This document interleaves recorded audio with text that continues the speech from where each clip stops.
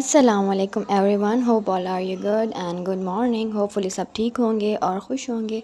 और आज मेरी मॉर्निंग बहुत ज़्यादा लेट हुई है, 10 बजे का टाइम हो रहा है, धूप फुली निकली हुई है। और आज मैंने ब्रेकफास्ट में लिया 2 बॉयल एग और एक दूध का कप और इनफ बस। और मतलब लेट जागने की वजह से लंच का टाइम जल्दी हो गया और मैंने अभी बस ब्रेकफास्ट का ही सामान समेटा था कि मुझे था कि लंच बना लूँ, क्योंकि आज अनाया के साथ बच्चे खेलने के लिए आए हुए हैं, अनाया की फ्रेंड्स आई हुई हैं खेलने के लिए। तो मैंने सोचा कि बच्चे जो हैं वो राइस शौक़ से खा लेते हैं, तो फिर मैंने और मेरे हस्बैंड ने डिसाइड किया कि आज हम लोग लंच में ना चिकन पुलाव बना लेते हैं, बच्चे भी खा लेंगे और हम भी खा लेंगे। तो जी मैंने यहाँ पे चिकन पुलाव रखा हुआ है और ये मेरे पास आ गया था पंजाबी यखनी पुलाव मसाला बाय चांस, क्योंकि मैं ग्रॉसरी करने गई और जिस सेक्शन में बिरयानी मसाला रखा होता है ये वहाँ पे रखा हुआ था और मैंने देखा नहीं और पढ़ा ही नहीं और इसको मैंने उठा लिया। और जब मैंने घर आकर देखा तो ये तो पुलाव मसाला था, लेकिन अब मैंने इसको अब यूज़ तो करना है। तो फिर मैंने क्या किया कि एक 3-4 चम्मच योगर्ट के अंदर 3-4 चम्मच इस मसाले के डाल दिए हैं। अब इसको मिक्स करके मैं पुलाव के अंदर डालूँगी। और वैसे भी अगर आप लोग चिकन पुलाव बनाते हैं तो उसमें सिंपल दही के 3-4 चम्मच डाल दिया करें। इससे क्या होता है कि पुलाव का जो टेस्ट है ना वो बहुत ज़बरदस्त और बहुत ही मज़े का आने लग जाता है। वैसे भी चिकन पुलाव का एक अपना टेस्ट तो होता ही होता है, लेकिन मीन्स कि इससे उसका टेस्ट जो है ना वो इन्हेंस हो जाता है, काफ़ी अच्छा हो जाता है। अच्छा जी, तो फिर मैंने क्या किया कि मेरा गोश्त जो था चिकन वाला वो फ्राई हो चुका था और उसके अंदर फिर मैंने डाल दिए हैं टमाटर और फिर इनको कर लिया है मैंने मिक्स। और अब इन टमाटर्स को जो है ना मैं भाप के अंदर थोड़ा गलने के लिए खड़ा करूँगी। और जी फिर इसके अंदर बारी आ गई स्पाइसेस ऐड करने की, तो अब मैं इसके अंदर स्पाइसेस ऐड कर रही हूँ। और स्पाइसेस ऐड करने के बाद अब मुझे लगा कि मुझे इसके अंदर अपनी मसाले वाली जो दही है ना वो ऐड कर देनी चाहिए। फिर मैंने इसके अंदर अपनी मसाले वाली दही ऐड कर दी और इसके अंदर थोड़ा सा पानी डाल के इसको कटोरी में घुमा शुमा के और फिर मैंने जो है ना दोबारा से देसी काम किया ना और दोबारा से मैंने इसको डाला है मसाले के अंदर। और अब मैं इसको अच्छी तरह से भूनूंगी और जब इसका ऑयल आ जाएगा तो फिर मैं इसके अंदर पानी डाल दूँगी पकने के लिए। तो जी इसका ऑयल आ गया ऊपर और मैंने इसके अंदर डाल दिया पानी और अब जो है इसके अंदर मैं राइस ऐड करूँगी। और और आप लोगों की क्या रूटीन है, संडे को क्या बनाते हैं, कमेंट में तो ज़रूर राइट डाउन कर दिया करें। और यहाँ अब नम की बारी आ गई थी और फिर मैंने इसके अंदर जो है वो लेमन के स्लाइसेस काट के रखे हैं नम के अंदर। अगर आप लेमन के स्लाइसेस काट के रख देते हो तो जो पुलाव की खुशबू है ना वो मतलब कि बहुत ज़्यादा अच्छी हो जाती है, बहुत प्यारी आने लग जाती है। और ये उनके लिए टिप जिनके नम में चावल जो हैं पतीले के पैंदे के साथ लग जाते हैं, अगर आपके चावल लग जाते हैं तो आप पहले तवा रखा करें, उसके ऊपर फिर जो है ना अपना पतीला बर्तन जिसमें भी आप लोग राइस बनाते हो वो रखा करें। इस तरह जो है वो चावल जो हमारे पतीले में चिपक जाते हैं वो नहीं चिपकेंगे। अच्छा, इधर मैं बना रही थी अब रायता और रायते के लिए मैंने चटनी रखी हुई है, वो मैंने ऐड कर दी दही के अंदर और दही को अच्छी तरह से बीट कर लिया।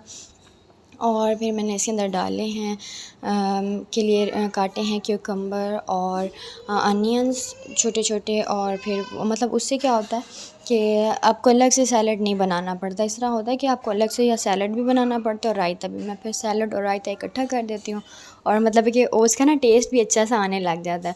तो मैंने इसके अंदर डाल दिए हैं खीरे भी और प्याज भी। तो ये ना इस तरह से मेरा जो है वो रायता आप देखेंगे रेडी हो चुका है। इसकी शक्ल भी बहुत प्यारी है, नो डाउट।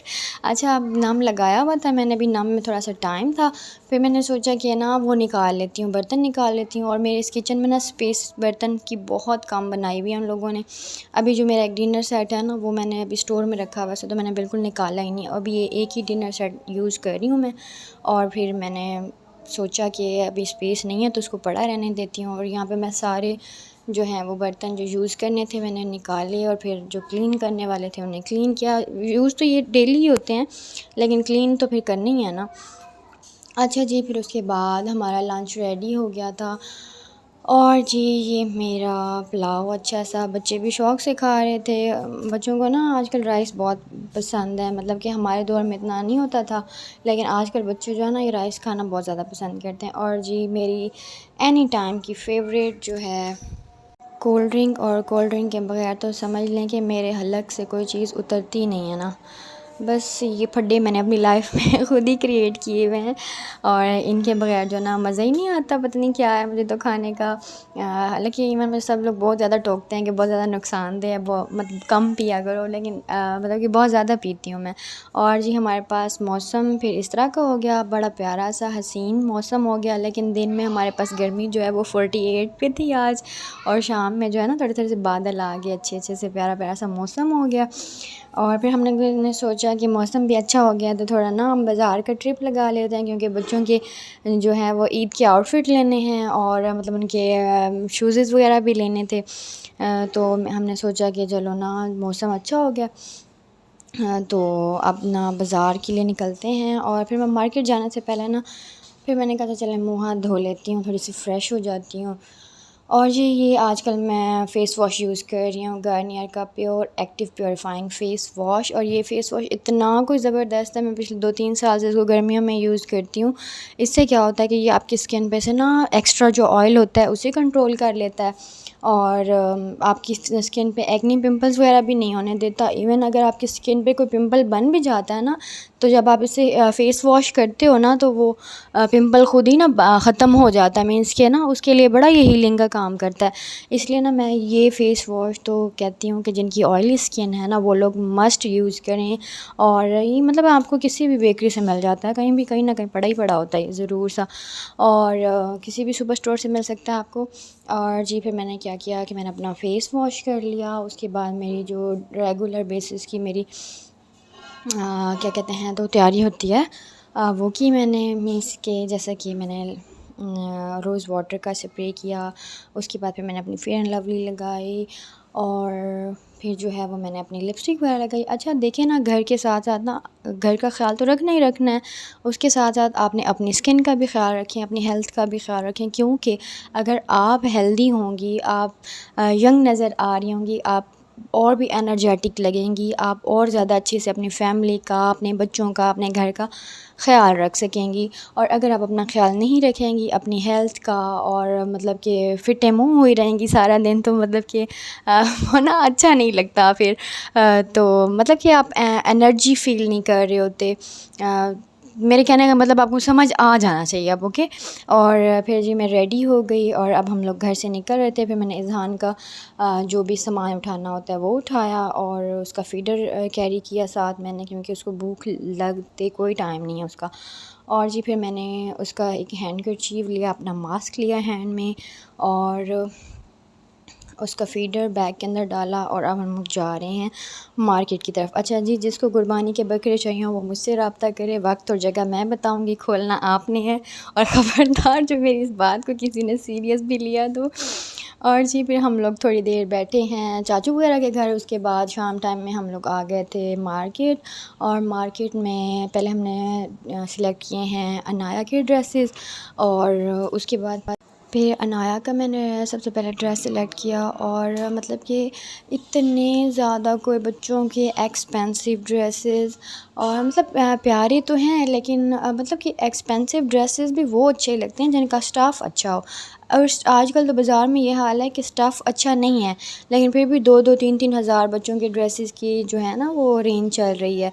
अनाया के ड्रेस सेलेक्ट करने के बाद फिर मैं इज़हान हैदर की ड्रेसेस की तरफ आई, तो इधर भी यही हाल था कि स्टफ़ अच्छा नहीं था, लेकिन प्राइसेस जो हैं वो बहुत ज़्यादा हाई हो रहे थे।